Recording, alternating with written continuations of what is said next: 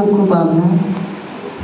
एवढ्या मोठ्या पुरस्कारासाठी आपण मला योग्य समजला यासाठी मी आपली ऋणी आहे.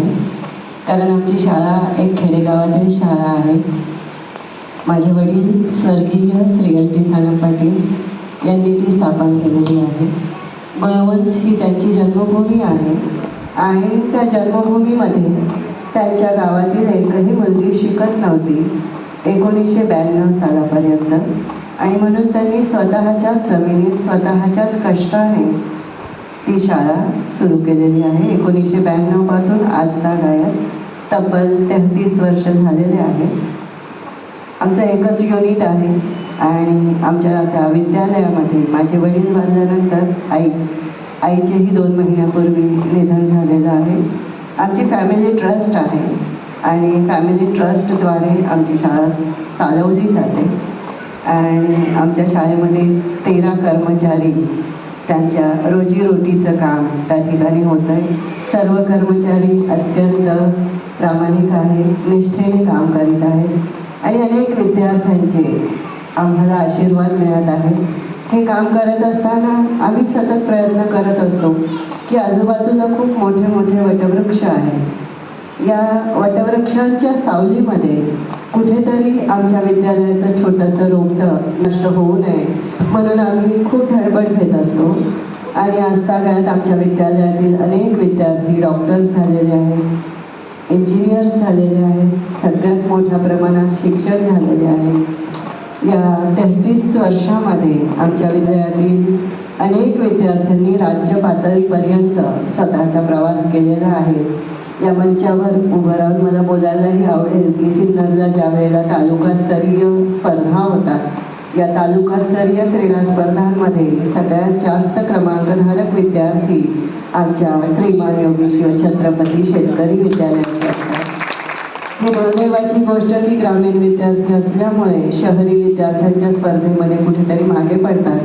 म्हणून जिल्ह्याच्या पुढच्या प्रवासामध्ये ती संख्या थोडी कमी होत जाते कारण अत्यंत स्पर्धा आहे पुढे.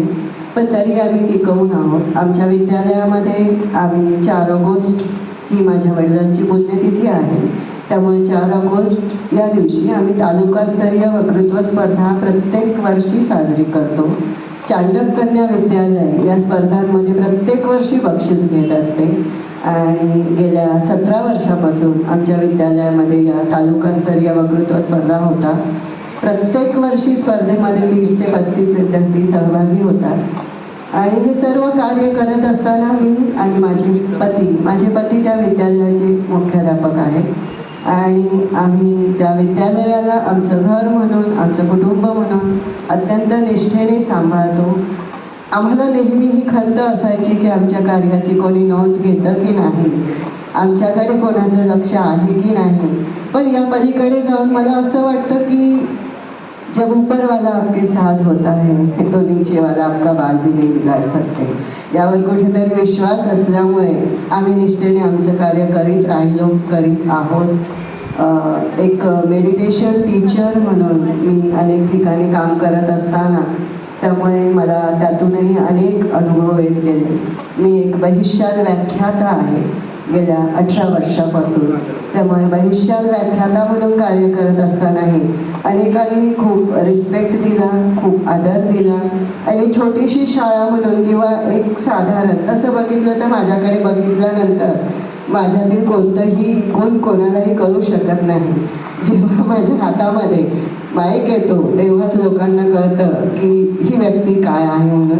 पण तरीसुद्धा मला अत्यंत आदर मिळाला, रिस्पेक्ट मिळालं. सिन्नर तालुक्याने मला खूप प्रेम दिलं कारण माझं संपूर्ण बालपण शिक्षण हे मुंबईसारख्या महानगरीत झालं आणि वडिलांनी शाळा सुरू केली म्हणून 1994 साली मी मुंबई सोडून बळवंच या खेडेगावात आले. अनेक संघर्ष वाट्याला आले, भरपूर संघर्ष आले कारण ड्रेस घालणारी माझ्या गावातली मी पहिली मुलगी होती. अगदी कुत्रे मला त्रास द्यायचे तिथपासून. जर तसं म्हणायला गेलं तर शेणाचे गोळ्यांपासून, सडक्या अंड्यांपासून, टोमॅटोपासून, दारुड्यांपासून सगळ्यांचे वार मी सहन केले आणि घरांमध्ये घुसून मी मुलींना शाळेमध्ये आणलं आणि आज मला अभिमानाची गोष्ट वाटते की माझ्या विद्यालयामध्ये जे एकूण 400 विद्यार्थी आहेत त्यामध्ये 200 ते 250 ह्या मुली आहेत आणि माझ्यासाठी या मुली माझ्यासाठी खूप महत्त्वाची गोष्ट आहे की पप्पांनी जी स्कूल चालू केली होती की कर्मभूमीचं देणं म्हणून त्यांनी जे कार्य केलेलं होतं त्या कार्याचं ते जिथे कुठे त्यांचा आत्मा असेल आई आणि पप्पा दोघांचाही त्यांना आज कृतकृत झाल्यासारखं वाटत असेल की त्यांचं स्वप्न कुठेतरी पूर्ण झालं आणि त्या सगळ्यांचे आशीर्वाद हीच मला वाटतं माझी कमाई आहे आणि तेच माझ्या जीवनाचं श्रेय आहे. धन्यवाद मला इथे बोलण्याची संधी दिल्याबद्दल.